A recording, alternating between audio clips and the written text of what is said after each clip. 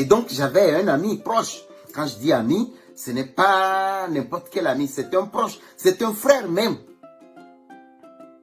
avec qui je partage beaucoup de choses. Il allait à Lomé et je lui ai dit, de me ramener les cure-dents. Et donc, effectivement, il m'a ramené ces cure-dents-là. Donc, en fait, le produit en question, c'est les cure-dents. Et il me restait encore un peu de cure-dents pour une semaine ou deux. Et donc, je n'avais pas utilisé ces cure-dents qu'il m'a ramenés durant 2 semaines. Et donc, c'était la semaine dernière que j'ai commencé à utiliser les cure-dents que l'ami m'a ramené de Lomé, m'a acheté de Lomé. Le premier cure-dent que j'ai posé sur ma langue et que mes dents ont broyé m'a terrassé. J'ai eu de vertige. J'ai presque perdu connaissance.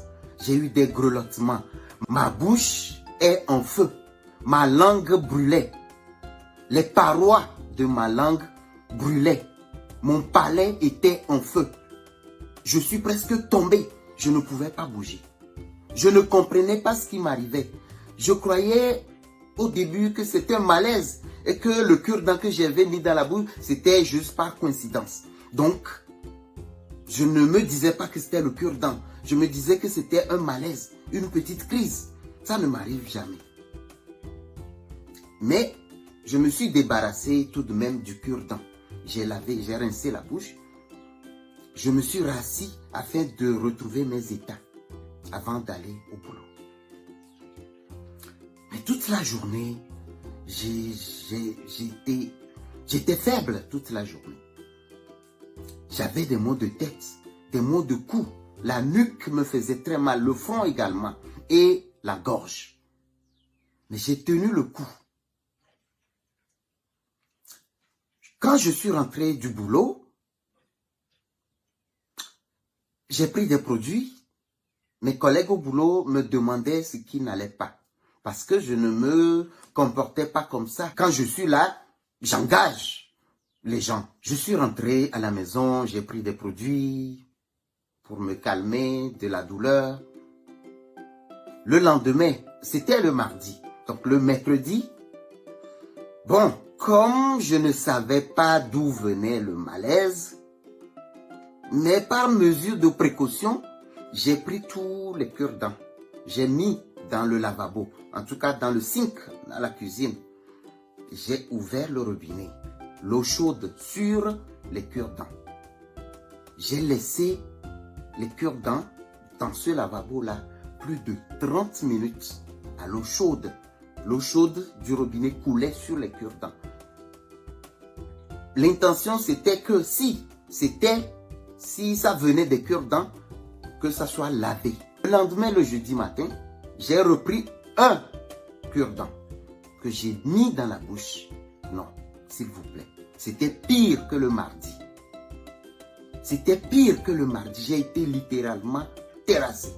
J'ai eu de vertige. J'ai presque perdu connaissance. J'ai eu des grelottements. Ma bouche est en feu. Ma langue brûlait. Les parois de ma langue brûlaient. Mon palais était en feu. Mon cœur battait. Je ne pouvais pas tenir debout. Le vertige est monté encore plus fort. Le mal de tête s'est amplifié. La gorge, le cou, la nuque, la poitrine, tout est mis en branle. Je ne pouvais pas marcher. J'allais être mort. Grâce à Dieu qui ne voulait pas que je meure ce jour-là, m'a sauvé de cet empoisonnement-là. Donc, la semaine prochaine, j'aurai les résultats de ce qui m'est vraiment arrivé et des substances contenues dans ces cure-dents-là. Voilà pourquoi j'ai dit que c'est un ami qui m'a empoisonné, parce que c'est du cure-dent finalement, puisque la première fois, je n'y croyais pas, c'était le mardi. Mais le jeudi, j'ai repris le même cure-dent et ça s'est aggravé. J'ai donc eu la confirmation chez moi que c'est le cure-dent. Et je maintiens cela. Je ne pouvais pas me lever pour l'accuser gratuitement, sans que je n'ai des preuves. Des gens m'ont dit, tu es fou. Mais pardon, je m'en fous. Et je fais partie d'un groupe. Et cet ami fait partie du même groupe. Et chose surprenante, personne de ce groupe m'a appelé pour me soutenir, pour me dire, Dieu merci, tu n'es pas mort. Mais qu'est-ce qu'ils sont en train de faire? Au contraire, ils sont en train de parler dans mon dos. Ils sont en train de m'accuser plutôt que pourquoi je n'ai pas, pourquoi je suis allé sur les réseaux sociaux, pourquoi je ne les ai pas appelés d'abord. Mais je traverse la vallée de la mort. Je n'avais plus mes sens à moi. Je ne contrôlais plus mes sens. Ce que j'ai trouvé à faire, c'est de dire au monde entier ce qui m'arrivait. Parce que si je mourais, qu'est-ce que les gens allaient dire de ma mort? Les gens n'allaient pas savoir ce qui m'a tué. Les gens n'allaient pas savoir de quoi je suis mort. Et donc, je l'ai fait. J'ai fait cette vidéo-là, la dernière fois, pour deux raisons. Un, pour que vous sachiez de quoi est-ce que je suis mort. Et c'est par empoisonnement.